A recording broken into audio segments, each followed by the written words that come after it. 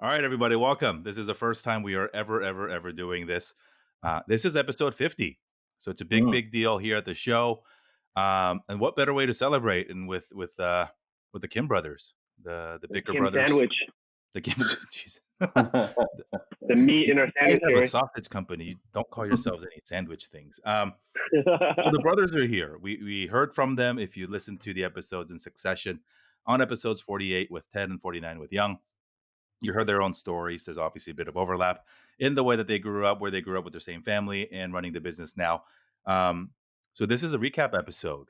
They got to listen to each other's episodes just in the last 2 hours. So I'm going to I guess did. that they haven't I seen each did. other or Yeah. talked to each other since, because Young's got 3 babies at home and put them to bed and all that good stuff. Mhm. But anyway, guys, welcome to the show, man. Thank Thank you. you. Thank you, Jerry. Let's start with Young. Huh. What'd you think about Ted, my conversation with Ted? So you Wait, hate my before gut? we You go hate there? my gut, huh, Ted? Wait, before we say that, like, for all the listeners that made it to episode 3 and actually are here to listen to the third one, thank you so much. If That's you a lot didn't of give up, commitment. A lot of if you didn't commitment. give up, Thank you guys. thank Ted, you for there's listening to the almost, recap. there's over 2,000 subscribers. Of course, they're going to be listening. There's a lot of sausage in your ears, I you know. feel like, what's his name? He does all the after Bachelor stuff. Andy Hoffman, the Bravo guy. He does Mhm. like all the recap shows. I feel like this is Mhm. sort of like a reality show recap. The Talking Dead. Yeah. Thank you everybody for listening. This is a kind of a fun one-off show that we're doing, and I actually want to do more of these. Whether you're sisters or mother, daughter, son, dad, whatever combination. I think obviously multiple people can go through the same exact experience and have different feelings and experiences coming out of it. So, Young, what do you think of the conversation with Ted, and what stood out to you listening to what we talked about? What's up, Ted? talking shit, huh? How does it feel to have a crappier episode than me, Young? I could tell that you were being nice for the public, for the audience. It's gonna get real tonight with this. Yeah. I got to learn a lot about serum. Ted. I got to learn a lot about some of the stuff that I didn't realize, that all the advertising stuff you did. But I mean, I kind of expected some of those nice answers, but I wish you were a little bit more honest. What do you wish he was more honest about? What did you feel was left untold or wrongly told? No, we were just at each other's throats a lot the last couple of years, and that is the truth. And we never got into like fist fights, but we would just be like, You're pretty nice about it too. We're very passionate people, we're especially when it's your baby, it gets a little personal sometimes. But like you said, Ted, mostly good things come out of our fights, and it was there's no bad blood. There's no bad blood. But it was funny. You were being a little bit cordial. Okay, a little cordial? Huh? Young, what did you think about Ted calling you out and you crying about your friend Kevin when you thought you were moving back to Korea? Yeah, I did definitely cry. It was Kellen, by the way. It was not Kevin. It was Kevin. It was Kellen Champagne. No, it was Kevin Radford. How do you know, man? How do you know my friends? Huh? Because I was there, like mom was going, "Why the hell are you crying over Kevin Radford?" And I was like, "I don't know. Kevin's kind of cool." Now it's a fight between Kevin and Kellen. In my memory, it was Kellen, because this was like 5th grade, Ted. Like, I have pretty good memories with those random things. Really? That's funny. You know my friends better than me.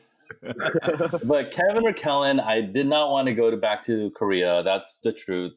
And I mean, could you imagine us being in Korea? We would be in suits, and we'd have LA sausage in Korea. Los Angeles sausage. We'd have Man Jose sausage. Man Jose sausage. Jesus. And one more for you. So I obviously first spoke to Ted, and he said, Young's the more studious one. I just wanted to have fun, and then shit, I talked to you and you're like, I dropped out of school to go pursue music. Yeah, so like, in high school, I was Mm. definitely the more studious one. I didn't get into much trouble, like I said.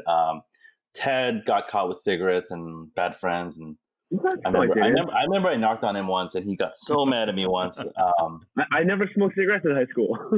No, but you got caught, and then like mom was like, "Oh, you were hanging out with bad people," and Okay. that was like the extent of it. But Ted was so mad at me this one time because I knocked him out once, and I was just being protective, man. Ay. But in college, you get that pent up, like you're sick of being a good boy, and I think it just kind of flipped, and Ted became the more responsible one in college, and then I became like the semi rebel ish or whatever. But I wasn't that right? responsible in college either. Yeah, actually, you were responsible. He was the president of the drinking business fraternity. Yeah. I could go off stories of how much you've drank in college too. So. Old habits die hard. Yeah, not much has changed. Anything else memorable from Ted's conversation that sticks out to you, Young? I don't know, some of the details. I think I was like, did it happen that day or that time? But I think no. Me and my brother, we talked to a lot of like people about our story, and we tell the same stories. So it's better when like it's a different situation like this, because it brings out different point of views. And then because like when you're answering like for like an article or something, you're pretty to the point, and we have our story that we say all the time. Right. But this way, it's at least like, hey, it's like at least two different answers, and like it's like for real 2 point of views. So it was good, man. It was good to see Ted's side of the story, and kind of how we had dealt with stuff after high school, leading up to his advertising career. So it was good, man. I got to learn more about you. One thing I want to ask both of you guys before we go over to Ted to ask him about Young's episode is, what was up with that bootleg Jordan business? Who thought of it? What did you like? Did you source it from different places? Was it just like an eBay flip? What the hell was up with that? I just had a friend that did it. He had like a factory in China that like got the ones that didn't like pass it to their test. And then he somehow got access to that. And then for me, if I could be like honest, it was just for me to learn how to sell stuff online. But yeah, it was not bad. I bought like a good chunk of my first car with that money and partied a lot with that money. That's good. I mean, you were balling during that time. You had like you were buying a lot of drinks, and I was like, "What the hell? What are you doing, dude?" I look back at that, and I am very, very regretful on a lot of those bad financial decisions. But it was fun, man. Now you know where that money came from. Yeah. Very cool. Ted, let's go to you. You just had a chance to listen to Young's episode literally before we jumped on. What are some things that stand out to you on the things that I talked to Young about? That was pretty boring. No, I was kidding. No, it was cool, man. I knew a lot about his music career, but I didn't know he slept in his car a couple times. That was my biggest thing. I wrote that down because I was like, I definitely have to mention that. I'm gonna definitely tell mom about that one day that he slept in his car. Was homeless. And then I didn't realize there was so much like parallels from his music to what he's doing now. And Young always wanted to be so free. And Young's such a 70s kid, like mentally. He's such a hippie, and like he's like not your typical Korean, and he likes to think complex, philosophical, like deeper stuff. So that was kind of cool. Or maybe he just smoked a lot of weed. One or the other. They're not uncorrelated. Let's say that. No, but it was fun, man. I got to hear when we were younger, those stories were kind of fun to hear, because you think you remember it differently. You did come to all of my sleepovers, you know that, right? I did. I mentioned that in mine too. I was like, oh my god, I have to take Ted again. It's like, hey, can my brother come? And I always went. Were your friends cool with him? Did they accept him one of you know own? What, like nobody like said like the hell, but then like I could, like they were just like, all right, but Ted had no shame. He just fucking went. We wrestled. We played baseball and just had sleepovers, and it was fun, man. It was so it was good times, man. And Young said, "quote Ted was much cooler than me." Was that Did true? I say that? Did I say that? Yeah. Are you sure? Yeah. I mean, we have it on tape, so yeah, sure. I don't know about that. I mean, Young had his like click too. I think when it came into like my age, like there were more Korean people and more like Asian people, so we kind of like stuck together. So it felt like I probably had like a bigger group, but it wasn't like anything. I mean, it was like I wasn't like jealous or anything. It just like I was like the studious one. I was in band, and it was just this how it was. I was in orchestra. I played cello. I wasn't that much cooler. Man. Yeah. We all had an instrument, right? We all. I played the clarinet. Yeah. Of course you did. I mean, we didn't have much choice. It was like clarinet or violin or I played the trombone. I played the that's boner. unique. Yeah. My brother played the drums. It was that's cool. Very. Yeah. Drums are the coolest instrument for sure. But they're not. I mean, you have to play like in an ensemble, right? And like you need equipment, which is really hard to. No, like, you jam by yourself. You're like. Yeah, but can you imagine like a Korean mom making kids like practice drums for 3 hours a day? Like she'd go crazy before the kids got any better. Shut up! So Young told the story of him talking to your parents about dropping out of school, and it sort of he made it seem like it was not that big of a deal. Ted, how was that received on your end, and was your mom freaking out to you privately about him taking a pause at school? Yeah, I mean, like I said in my episode, like Young took a lot of he paved the way for me, a lot of like the rebellious stuff. And I do remember when my mom was like really like upset about that, and we were having dinner, and they were trying to. I feel like our parents are pretty understanding, and they're a little bit more like modernized than your like typical Korean parents. So I do think that like I actually really respect my parents for like responding the way that they did. I mean, of course, like it wasn't like, oh, good luck, son. It was like they were frustrated. And they're like, why does he want to do this? Like he's wasting 2 years of college or a year of college. And like, there was a little bit of that, but I mean, it wasn't like it wasn't crazy, man. It wasn't like you fucking quit that shit or like, I'm not going to, put any money in your account or anything. It was very like level headed and very mature then. So very cool. Yeah.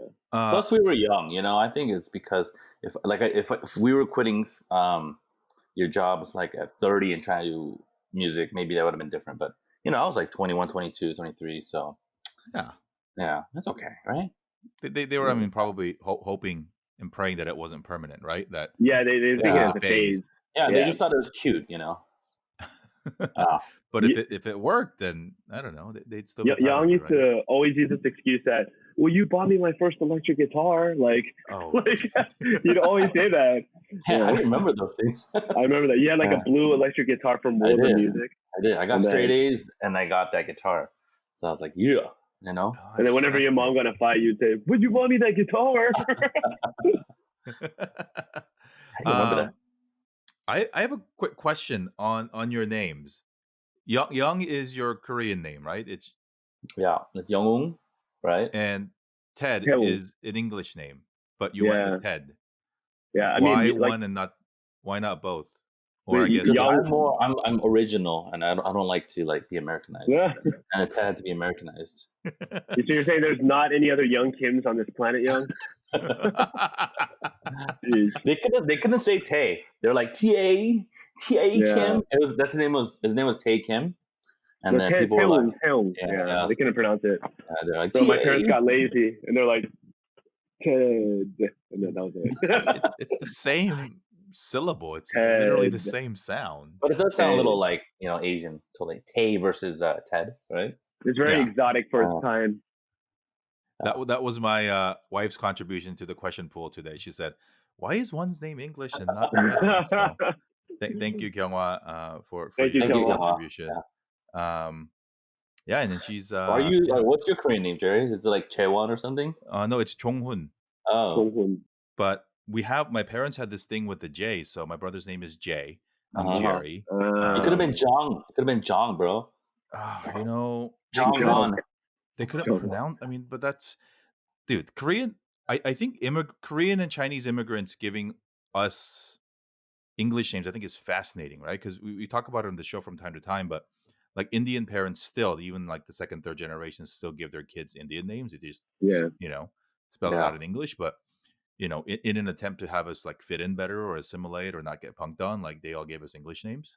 Hey, it builds their So character. I like it. Right? I, it's weird.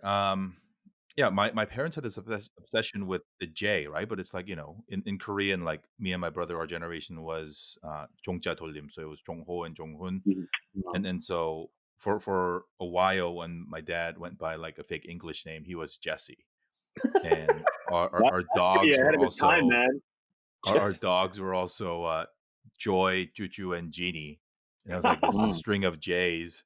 Um, and obviously they made my firstborn son Jacob, and it's like you gotta stop. So Continue the tradition, huh? we Mm. pivoted. The daughter is a C, so no more Oh J's. wow. Mm. Yeah, JC. I don't know.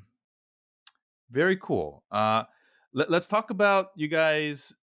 I heard both of your different renditions of the genesis of Soul Sausage, and from the both of you, I just got the sense that it made so much sense, that it was so fluid, that it just naturally happened because you were having fun, right? Like there were other friends involved in the beginning, but just the way that these events happened, and it was just this intersection of the right time and the right product, and the the growth and popularity of Yelp and Koreatown becoming cool, and you guys became the ambassador, like all these crazy things. Like um Young, you mentioned that had we wanted started this when we were 22, it wouldn't have worked, nor would it have worked at 32, right? Like it just was Yeah. right at that time, I think, when Yeah. it was the only time it could have ever worked to be what it is today, right? Right. Right. Um, Absolutely.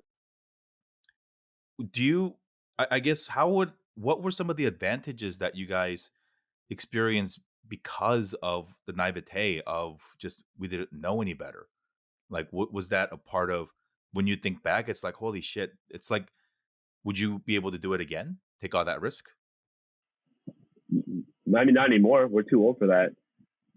I do think that like just it's not just the youth. Like we had like kind of a perfect storm, man. Like I think the timing was just everything. We got really lucky with the timing. Yeah. Roy kind of like set the foundation with Kogi truck, so like people were like aware of Korean food, and we just came like right after that. And then Kogi was too big to get onto the great food truck race, so they latched onto an up and coming brand, which was us. And we made some rookie mistakes in the beginning, but like we got really lucky with our timing. Sometimes you got to just be there to succeed, be like on time and just present. Yeah. But I mean, like yeah, for me, right? Because Ted and Chris kind of started I guess, the first steps to like doing an event or whatnot. But I came along for the ride in the beginning, right? And so I never thought this was going to be my career, and I don't think Ted did either. Like we're just like, the hell is happening right now, right? And so like you run with that, and there's certain energies in this world where it just, you have to kind of like realize, hey, you're riding this big wave, and you got to freaking yeah, ride this wave out. And I think that was one of those moments where, like you said, Ted, is timing. We just had a lot of fun at that time. We just kind of didn't really care and think about a lot of stuff. It's only when we got that momentum that like people wanted to invest in us, and we started writing a business plan, and we got serious. But in the beginning, it was just us just wanting to stay up till 4 a.m. making sausages, and just having like crazy long days, because it was fun, man. It was just like damn, this is freaking fun, man. And people like giving good vibes, and I think that's kind of what we fed off in the beginning. I think the older you get, like your fear level goes up, and it's harder to take that leap of faith. And when you're younger, you just don't know any better, so you're more likely to take that leap of faith. But I'm so glad we did that earlier on in our lives versus later on in our lives, because I do feel like, when Young said that the whole advertising career like was the big backbone to like, I know sometimes we just downplay our what we've done. But Right. like we learned a lot in advertising.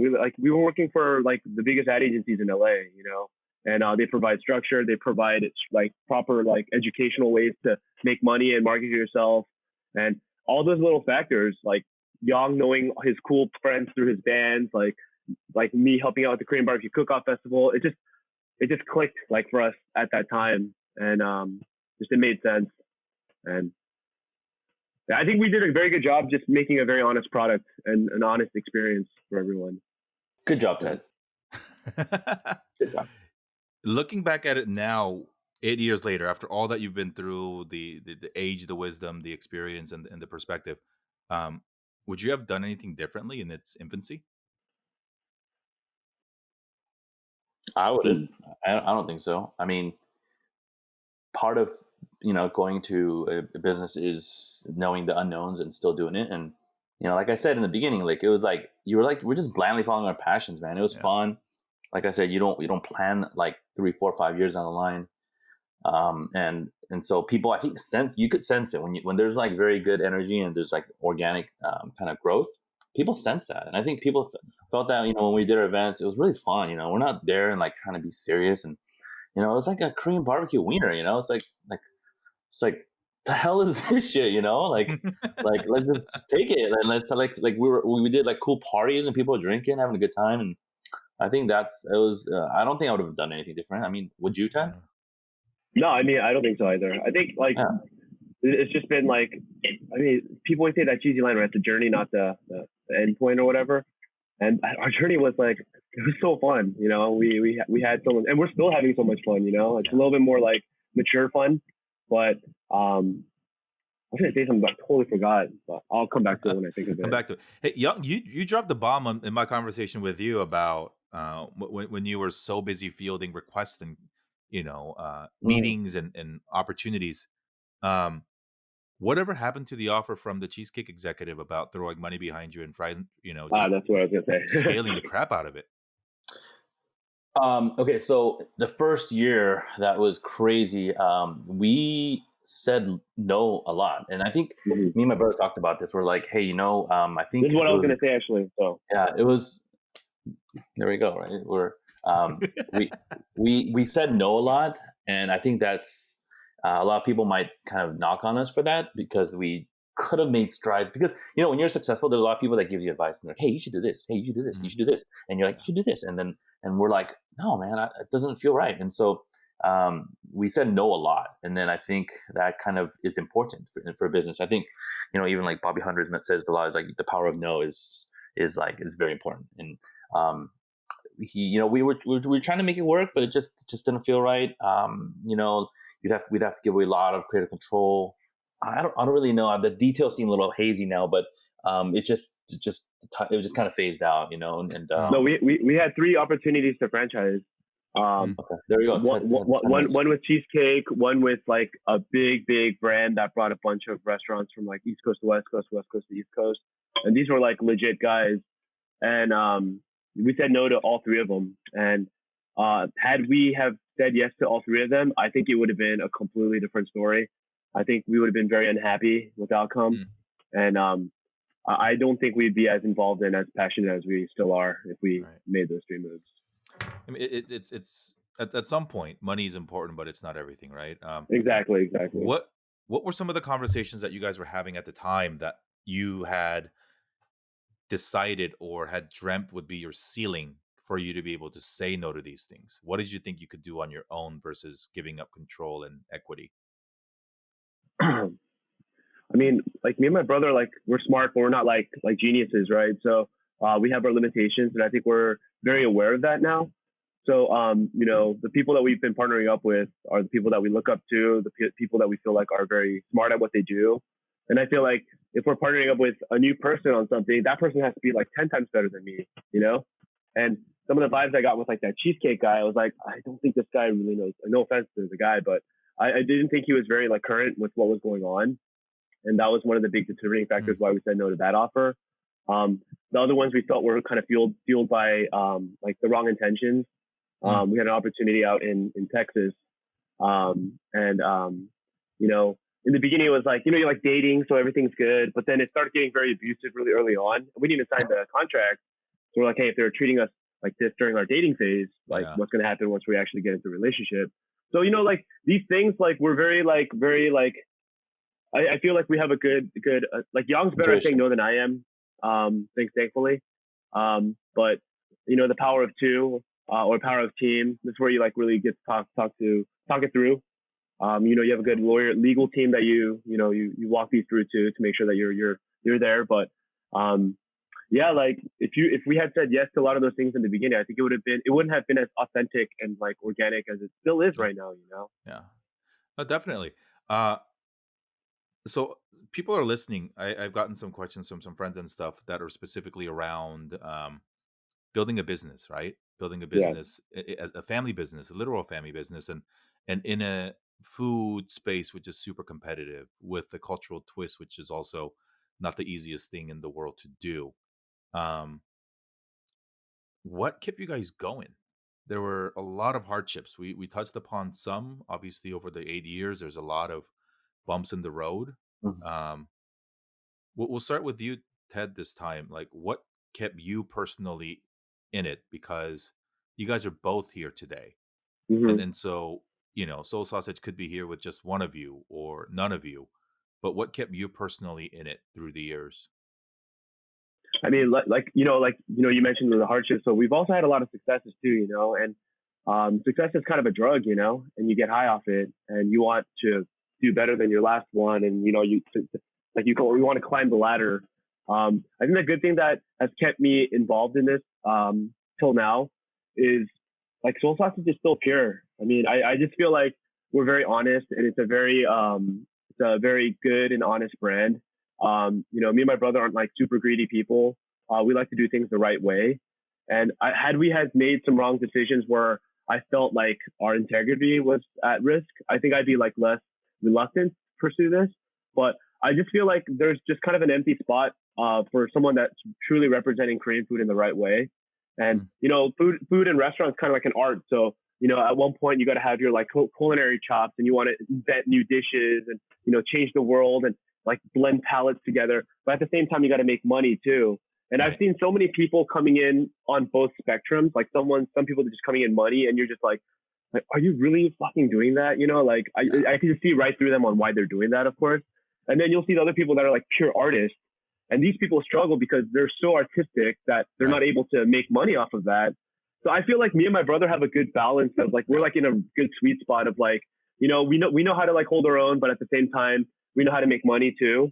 And I just feel that like the 8 years 9 years that we've done this for, we've built something. Like we're like raising a child, and like we're ready to send it to like college and become an adult. I want to see it through. I want to see what becomes of our child. And see if it succeeds. What about you, Young? I don't know. Sometimes you like wonder why you're doing this, but like I think there's the satisfaction of like us creating something from scratch that it's like a high, like I was in advertising for 7 years, and man, some of those moments you're like, what am I doing? I'm just a freaking cog, right? I'm just a freaking cog in this money making scheme for these guys, right? And Jared felt that. right. And so I think everybody, even if they're successful in whatever they do, that if they're working for somebody else, they always want to work for themselves, and that is something that you cannot get if you work for somebody. And so, obviously my brother and I, like I trust him with everything. So it's just like, there's no like questioning certain parts of the business. Right. So, now you're just worried about creating something and making it work. So, like it's been up and down. There's been like great successes, great lows. But it's like the journey. I really like the journey, man, and one of these days our new idea is going to hit, and we're going to, get our, 15 minutes of fame again, because in business, it's not a sprint, right? So like, we started off with a bang, and we kind of went down to normal, but then like, we're working on that next bang, right? So we're just waiting for that next high. I think we'll be more buttoned up for it, and we have a lot of ideas, man. We have a lot of ideas. Well, we have a lot of momentum going right now too. Yeah, yeah. I feel So so. yeah, and right now, during this whole COVID time, you can get complacent, but I think Ted just really whipped our group into just kind of doing this, and we're kind of No, making some noise, So Yeah. so it's a high, and like I can't work for anybody else at this point, Sure. Yeah, I think I forget which one of you I talked to you about, but when you were closing down the Little Tokyo store, it was obviously an mm, extremely stressful time, physically, emotionally, mentally, financially. Um, but looking at it now, because that was less than a year ago, maybe 2 years ago, yeah. it's almost a blessing that you don't have that on your balance sheet now, Oh, oh my for because god, sure, man. If we to yeah, had make that, rent and payroll, yeah, at yeah, least your fixed cost to run the business right now, because you've always employed the flexible method, hmm is very, very low. yeah, yeah. Right? Catering, stadium stuff, there's no fixed cost to space yeah, or overhead. yeah. Well, all the So, And variables are we could like control them, yeah. yeah, that's why you So see the rise in ghost kitchens right now, and Mm, everybody is being smarter. I think restaurant people, they're not the most business savvy people, and so it just takes ouch. a while. It takes a while for them to really kind of get it. I'm not saying yeah. we are either, Ted, right? But it just No, I think they're older, like the older generation of like the earlier generation of restaurateurs. It was harder for them to get into Yeah. digital and deliveries and Sure. takeout. So they were a little bit behind when all this happened. But yeah, you have to just right now you have to just adapt and pivot, and so I think we have an advantage in that because we've been pivoting all of the last 8 years, because we're and cockroaches, young, we're yeah, cockroaches. yeah, Young said that on his show. It's you guys never die. Kind Let's of talk gross. about that for a little bit. Last 8 weeks, I think we're scoring on 8 weeks now. We've all been had our world rocked, and making adjustments, and staying home for all the right reasons, right? hmm We all have healthcare people in our lives, and it's the right thing to do. Our parents are no longer young, and then so it is the right thing to do. However, it doesn't take away from the pain of our businesses, particularly restaurant businesses, just taking a massive hit. We have friends, and you do more than I do in the restaurant space, whose businesses have gone completely down to zero. Some will never open again. Some are still trying to figure out how to even navigate these waters. Um, what are some things that you have observed, um, with the perspective of 80 years of experience of doing this? Some business lessons, or some things that you, um, are observing, and what kind of lessons can we share with those listening about resiliency and pivoting through challenging times? We'll go to Ted on this one. I think we made the smart move. Like in the beginning, like I'm not gonna lie, like we were pretty nervous about everything too. We were kind of scared. It's like untreaded water, so we felt kind of like the responsibility as you know restaurateurs that have been in the game a little longer to like do something. So I think there was a little bit of pressure on me or like I'm sure Young does too, but personally I felt a lot of pressure to do something really cool and extravagant and want to change the world. But we ended up agreeing to just stay at home for the first 2-3 weeks.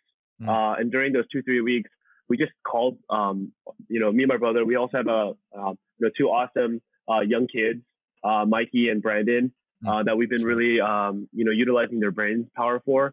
And when the four of us just got together and chatted, we had all different perspectives on how to go about this.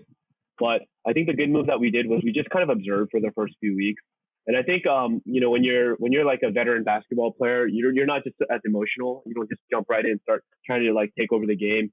You're a little bit more like calm, reserved. You try to like assess the defense, and you don't go for the watching a pump lot of fake. I'm watching a lot of The Last Dance. So sorry, everything's like basketball analogies right now. But I think we did a really good job observing. I think a lot of people like reacted emotionally. But the one thing that we always like try to keep like as a filter for us is just making sure we do something genuine and authentic to our brand. And instead of just launching a pickup curbside program, we're like, hey, why are we doing this? What's the purpose behind this? Can we add a little bit of positivity to this? And that's really where the idea of food equals family comes. Because at the end of the day, like your food is great and people want to support you, but if you have something that's a little bit more like experiential or a little added bonus that makes people feel that little tingle, Yeah. that's going to be the little oomph that people really need in an uncertain time like right now. So for us, I think it was just, and I'm not saying this is a solution for every restaurateur out there, but it's just about figuring out like what the opportunity is in like crazy times like this, and just really thinking through it. Yeah. Yeah. Well said, Ted. Pretty generic answer. Yeah. I mean, everything is so uncertain, and then like we just got news that it might be extended for another couple more months. So I'm like, oh man, like, are we gonna do this for a couple more months? We thought about pausing it for a week. Like there's just so many uncertainties, and you can't help but doubt yourself. But we've been getting some good feedback. I think we're doing some things right. So because people think we're like killing it right now, but we're not. We're just we're just being busy. And I think being relevant and being busy and being positive, I think those are what the least we could do right now, right? I mean, there's some people like Amazon that are killing it, right? But for the most part, everybody is struggling, and that's like the whole heartwarming part about food equals family is like, you know what? We're gonna feed some people. We're gonna feed some families that need it. We've been helping our LAFC family out a lot. Jerry, you've helped out a lot. Some of our friends just donate big amounts of money, and you're like, hey, help me feed people, and it's been awesome. I mean, just there's like goodness, trying to just hold on to the goodness, during this crazy times. So most of our listeners don't know about your gifting program. So share with us what the gifting program is with your Food Equals Family program that you're having now, and who thought of it? How did that come in? Take it away, Ted. Take it away. Honestly, like when the corona thing like hit, I was kind of sick. So like that was another reason why we were like, oh shit, like let's make sure like everyone's healthy, no one has it, And then once I really quickly realized it was just a cold, but obviously I kept my distance away for 2 weeks. I didn't see anybody for like almost 3 weeks, and then my brother-in-law and my sister-in-law, they dropped off some kamjatang with a bottle of soju, and I had that, and it just really made it feel like a normal Friday, and like me and my brother, like we sell food for a living. We sell sausages, and rice balls, and like we're not able to cure coronavirus, but if we're able to make one person or one family feel happy for that Friday, that's like a big success for us and big win for us. So that's where the idea just kind of like generated from. I mean, the idea was like there before, but when I actually got that experience, it's like, oh, this is like a really warm feeling inside. That's when we decided to add the gifting component to it. And then, we got a lot of partners involved, like LAFC, Hai Jinro, like Standard Issue Teas. They all donated without even hesitation because they knew that it was a positive thing. And we want to reward those people that give. We got people gifting from outside the city too. We have people from like San Francisco, Portland. Thank you, Han, if you're listening. Thank you, Han. And they just donated, and we're like, we don't know what to do with this. And then you connected us with a chef that got furloughed. And what a cool story like that is, where a chef from Portland bought a meal for a family for another chef friend in LA, that's going through some hardships, so like, stories like that really are like what this is all about. Super cool that we get to experience it. Ted has a big heart. Ted is a giver. You guys both do, man. And Yeah, look, it's easy to get behind something when the food and the product itself is grade A and the people behind it are worth helping, right? So, just in our neighborhood here, there's a Facebook group of fellow parents, and I posted, and within like an hour, like 4 people texted me and said, "Wait, you're going to bring this to my house?" And I was like, "Yeah." And then, we got more people next week. They're like, "Hey, we have dinner for tomorrow, but let us know next week." And I think nice. It's a once a week treat, right? Like it's Oh, almost like a normal thing in our house. No, but it makes it easy. It almost, we talk about authenticity a lot, and with you guys, I think that rings so true that this wasn't some backwards like hacked thing, right? Like you didn't chase a trend and said, all right, Korean food is cool, let's see what's missing, right? It wasn't like an actual business case that was like contrived in a conference room. You fell into it because you loved it, and you've been at it for 8 years because it's the love and the passion and the things that makes it go on. You understand that, so I know. I wish everybody understood that, because that is something that I'm very proud about, is the genuineness that we try to project. Like we always freaking promote our identity, Korean Americanness. We do so much stuff for Hyde General and for free, you know, and like we just really try to bring out the culture, you know, and like I think Ted mentioned to it in his interview. He was like the Korean barbecue guy at work, right?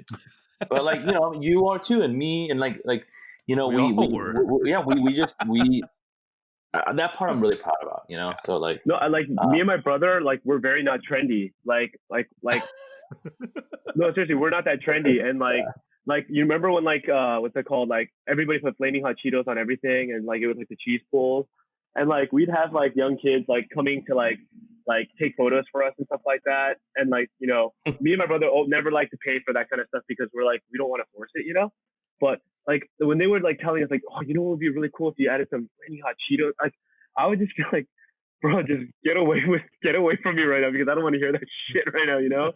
So yeah, we're not into like fads, you know. Yeah, we're like not into trends come fads. and go, like brands like survive the test of time. So Yeah. we're still trying to Trends figure come what and that is, man, Jerry. trends come and go, but Seoul Sausage is forever. But we don't like we still don't know what we stand for. We just know that we're Korean Americans, so we like we serve the food that we like, and like hopefully people like it, and it's kind of been our model so far. Young, we got to put that on a t-shirt. Let's I let's talk about the food itself, right? Yeah, We have been observing, and it's been amazing, an increase in us, the second, third generation Asian American children of immigrants, Mm, leaning into the identity and creating stuff around it. It's, even if you look at big names like David Chang or mm, even Roy, and people we've had on the show like Danny Tran, who's bringing his family's fish sauce over, or right. Tony Lam with his Omni Bev Vietnamese coffee, and mm. obviously Carol with Maku. Like, we are seeing that trend, and maybe it is a trend. Maybe it's just finally people are proud to be who we are instead of feeling ashamed and all that stuff. Yeah, You guys didn't, again, engineer your way into a Korean thing. It just sort of fell into your lap because the product was just there, right? It happened. Um, how much of your, not only your success, but your longevity and your tenacity is tied to the fact that it is such an emotional thing for you and all of us because it represents more than just a piece of sausage?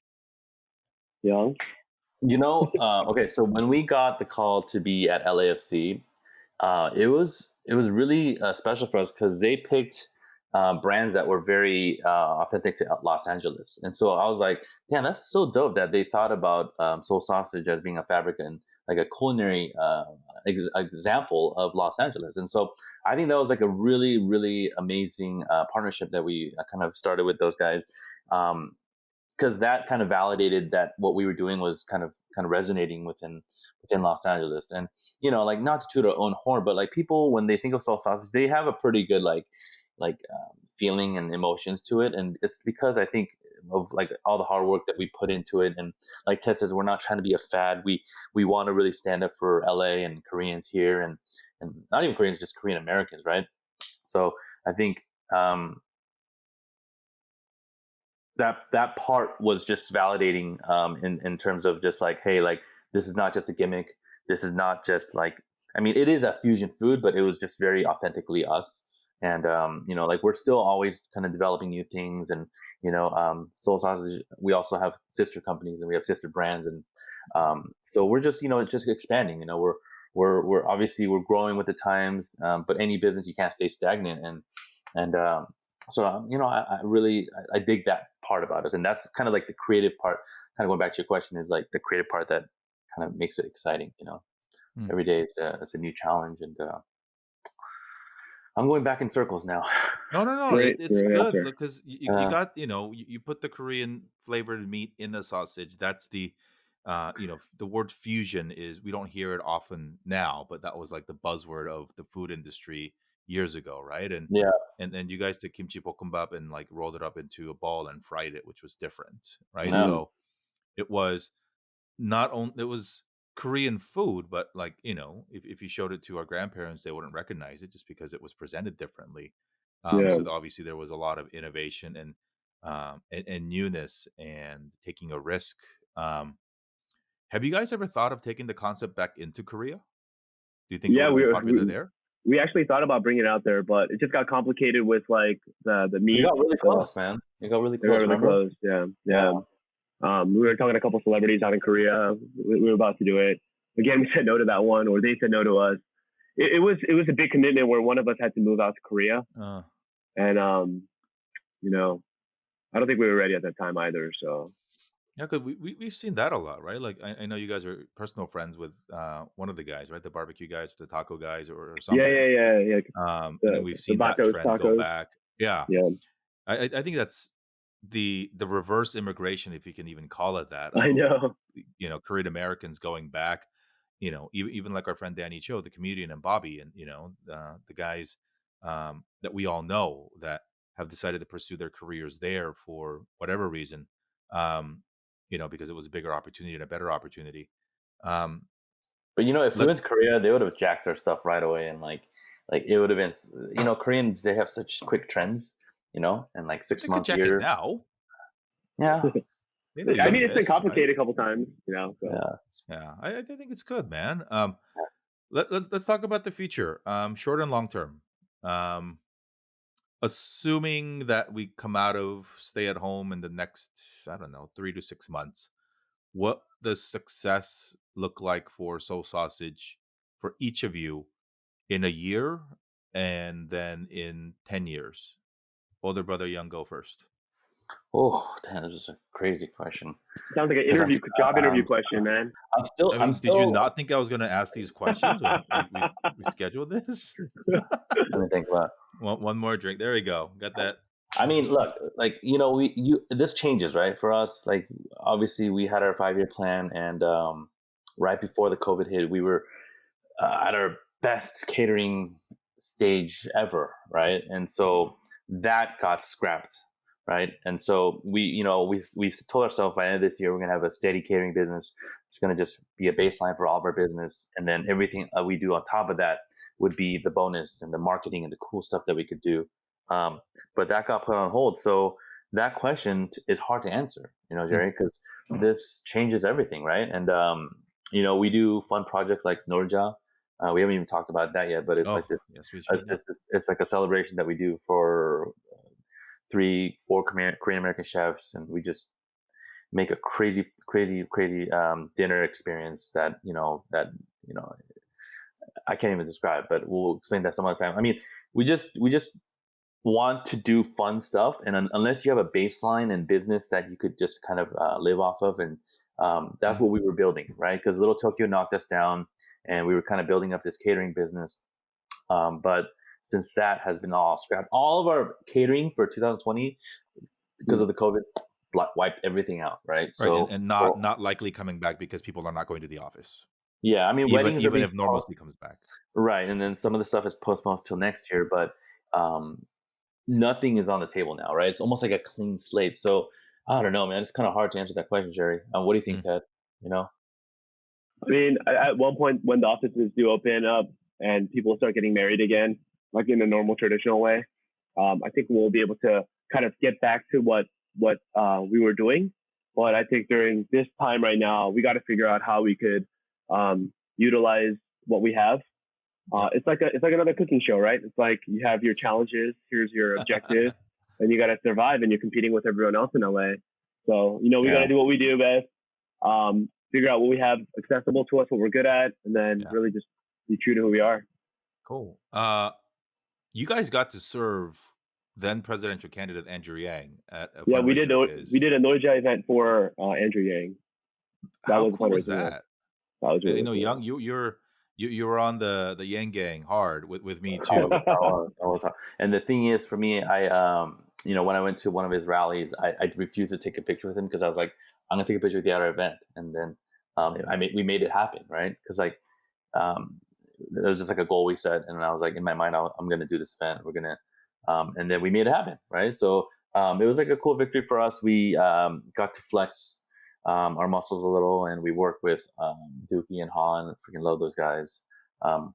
And we put out this amazing event, and we're gonna be doing more of those. I mean, we did one for the LA Food and Wine Festival. We did. We were we were kind of planning those out, and then those got wiped out. Those plans got wiped out. So I mean, just everything's wiped out. I mean,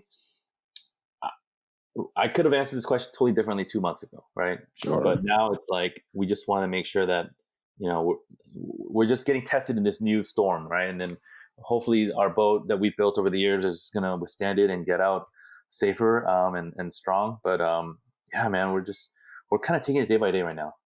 But it's been fun. Like we've been like getting more into the kitchen. We've been getting more creative with our dishes. We have some really cool partnerships lined up for Food Equals Family. So just really growing that is going to be a big like success metric for us in the next like 6 months. And then just kind of getting people on board with just spreading a little positivity. That's going to be kind of like the underlying goal for us. And then anything we can do on top of that is bonus. Yeah, let's do a virtual Noja, man. I mean, we've hosted me and you, Ted, Zoom drinking shows, and then done some good in the world. And I mean, we're sort of that was fun. At least one of us is drinking right now. So, looking back, what is the coolest? If you could pinpoint one, the coolest memory of all time, not just Soul Sausage, but in the context of you guys working together, what was it? Ted, we'll go with you first. Ooh, that's tough. I don't know. That's tough. Maybe like top 3. Sure, let's do 3. Yeah. Yep. There was a moment when we pitched the Dallas Cowboys. They weren't kind of really interested in carrying our sausages, and then me and my brother were like, "F it, let's just buy a ticket there. They can't say no to us in person. Let's set up a meeting." We like used all our leverage with all the people that we knew within the Legends family, and they got us the meeting. And then just standing in that field, knowing that they all really enjoyed the product, that was a really, really cool moment for me. The Great Food Truck Race, just winning that one, that's just like I still remember that very, very vividly. And I've never been so nervous in my life. Just like the show business, they'll like pause for like 30 minutes until they tell you the results. Like that felt like 3 days for me because it was so fucking hectic. And then another cool, the LAFC day was really special for me, man. That was like a couple days after we closed down. It was the day after, Ted. It was the day after. The day after. So we were very emotional. We felt like kind of like failures. And then we went the next day, and then man, our booth was just popping, and we're like, hey, sometimes you guys just let certain things die so that you can see new things grow, And I was just like, it was like a metaphor in a weird way that, the day before was gloomy, and then this new day, it was like a sunny day. Do you remember that? It was like super bright, a nice warm day. It was like a perfect day, and then just people were lining up at the Soul Sausage booth, and it was pretty epic. Yeah, it was pretty epic. Yeah, those are some good moments, Ted. I don't know if I could beat that. But like for me, Andrew Yang, Noja. Like those moments were like obviously like the pinnacle moments. But when I like first year or two, when I was like quit everything, and we were like, I was waking up. I think I was living with you. I was waking up every morning, and then I just had a smile on the face every morning. I woke up, and I was like, "Fuck, I'm doing something I love," And that happiness was just like just a very deep happiness where I'm just like, not to get like all like philosophical, but like it's just like versus like those metric successes. It was just like I'm like, damn, I'm really happy with what I do, man. I like, and like even like going home late after one night after working your ass off and your feet's tired, and then you had a couple of drinks with your crew, right? You have like shots with your crew, and you drive home, and you're like, fuck, I love what I do, And I think I remember those moments because like it's not like you have to get a prize to be happy or successful, but it's like just like the everyday. And so I don't know, I just remember those moments, and then even like the hard moments too. You're like, like you have like it's something that turns around, and then you see that glimmer of hope, and this lines up, and then this lines up, and then that call you've been waiting for calls you back, and then like this business thing's gonna happen, like those little like flow. I think that's what it's called, like when you like all these things line up.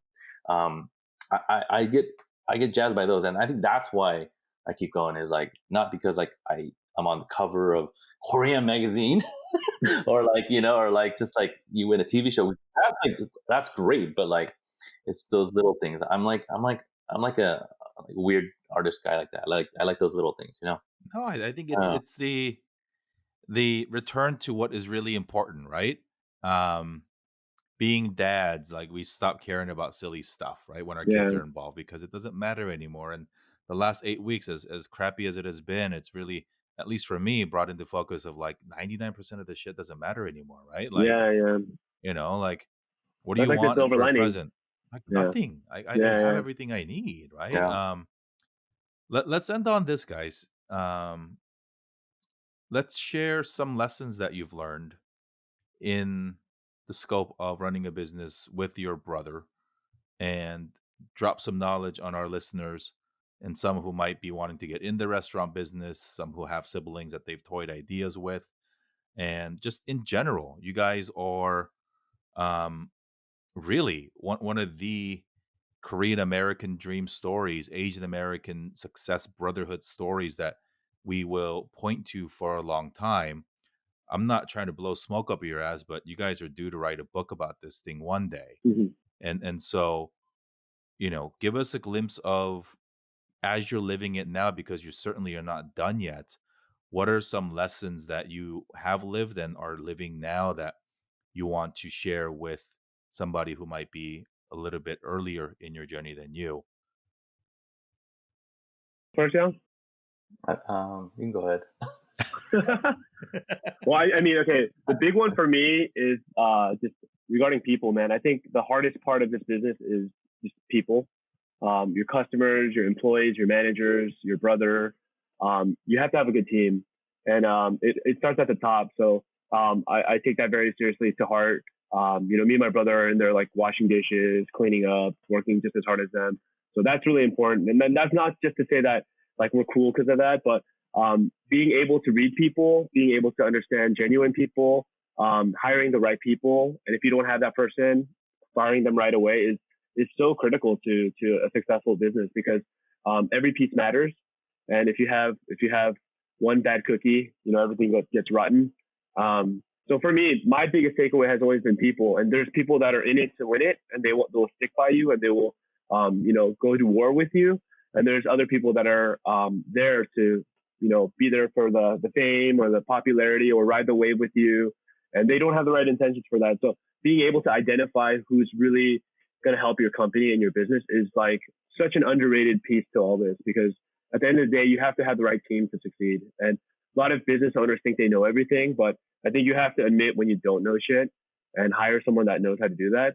In the beginning, we had some luxury to do that, but right now, me and my brother, like we talk like pretty long and hard about certain people that we want to get on board for our team. And we had this one guy in mind that we've been trying to scout for a long time, and we were going to hire him to be our catering sales guy. And the whole Corona thing hit, so it's again, you got to just Sure. kind of get back to the drawing boards. But for me, it has always been about people because we're in the hospitality industry, we're in the service industry. You got to know how to deal with people, and even your employees, you can't disrespect them. You got to respect them, figure out how to motivate them. Everyone ticks differently. So my thing has always been you train someone the right way and you find the right people, then it just kind of like grows on its own because you can't do it yourself. Yeah. And I observe it, right? You got Mikey and Brandon who Yeah. give so much, right? And it's amazing, right? Because they drive out to Oxnard with you. They do the games with you Yeah. day in, day Yeah. out. Love And you, Mikey. you Love you, got Brandon. And Landon, hi thank you Landon. guys. And And two people Isabel. I two people I've known for a long time, Steve and Cammy, who've been by your side for a long time too. Like they're Yeah, just they're good good people. people. And Yeah. I mean, shit, Steve, I know we went to school together, so like 20 Oh years, and yeah, it's damn. been a long, long We time. love And Steve. Slim. We love Steve. Steve. Remind me to tell you a funny story about Steve off the air. We have a lot too, And don't worry. and even customers, right? Yeah. My dear Dongseng Prince got a goddamn drink named after him on your wall at the little Tokyo store, and he was bragging about it, so proud, and I was like, you realize they named it after you with the money you gave them, right? Yeah. Like, so, And he deserved it. Yeah, he was dope, ay, man. ay. He's cool, man. Young, tell us, share with us some of your most memorable lessons through this process. No, Ted is absolutely right. It is, you got to know people, and you have to, or at least you have to hire someone that knows people, because I'm not good with people, and Ted is really good with people. So you at Whatever, least have dude. somebody on the team that has to love people and deal with Nah, them, because dude. I do have a short leash these days. I mean, I'm becoming an introvert these days, man. So sick of people. yeah. Wait till you have kids, Ted. You can't. Oh You man, can't. I already have Yeah. kids, man. Yeah, you Mikey, change, Brandon, You Landon. change after you have kids. No, but like you like you said, you surround yourself with good people, and you do it because you love the fight. You know, you go to battle every day, and shit, man. And, you know, if you're doing it for a quick buck, you know, people are gonna see through you. You know, so Yeah. if you have the good intentions, you know, I think me and my brother, we are motivated not just by like financial or success or fame, but we really want to do something good for the community. And I think that's always been like a deep into like lying like theme through especially me, and I know Ted too, but you know, it just comes from a good place. I think hopefully people will see that. But me and Ted are living proof, although we fight a lot, that family can do some stuff together. Okay. Yeah. You know, we fight a lot more now, but you know, you know, there's a lot of good that comes out of that, and hopefully there's gonna be some really good stuff coming your way. So yeah, we're excited, man. I mean, Looking forward to it, this was guys. great, Jerry. Like I felt like a little therapy session. You know, like Yeah, seriously. you know, Dr. Juan. yeah, You can pay me in soju, or sausages. No, look, it's been really, really gratifying to have gotten to know you guys, you know, as acquaintances, then as friends, and that friendship has deepened. You know, we didn't even get to talk about your parents today. I mean, just so proud of you, right? Like, Shout out because to mom and shout out to dad. not really. I just talked with my dad. He was just like, "Oh, how do I do this for him?"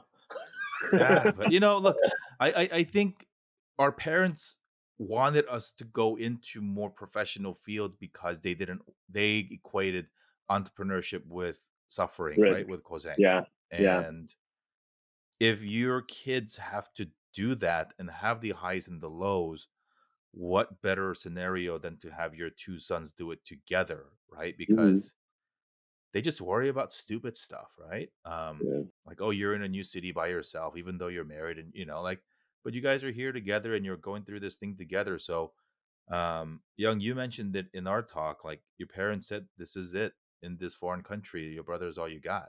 So, Yeah, and you guys have she stuck ingrained by your that. Yeah. side. Yeah, and certainly, you know, 80 years in, you guys are not at the final chapter. I mean, hell, I don't think you guys are even at halftime. So continue to do what you do. Do good by the people. Take care of people. Make people happy. Innovate, and all of us. I speak for countless people, all of our mutual friends, and all your fans. The good guys. Thank you for doing what you guys do. It really, really brings me a lot of joy to uh, talk about you, to share about you, and to have these conversations together because this is, I really, you know, this is what life is about to meet good people, to continue to engage with them. And who knew that we would be doing this when we first met? Yeah. The only thing that's remained true is that there's soju in front of us. But life has taken take all of us down a very, very different path. So I'll see you guys tomorrow. I'll be there at 4 to pick up food for me in the neighborhood down here in 360. Thanks Thank for you, what you Jerry. guys do. Thank And you, Jerry. Thank you, Jerry. let's we didn't get the first shot on camera, but you know, now that we're gonna let's cheers to Cheers. oh my wow. Good job. All right. Thank you, Young. Thank you, Ted. Thank you, Stay Jerry. safe out there. All right. Yeah. Take care, guys. Be good, everyone.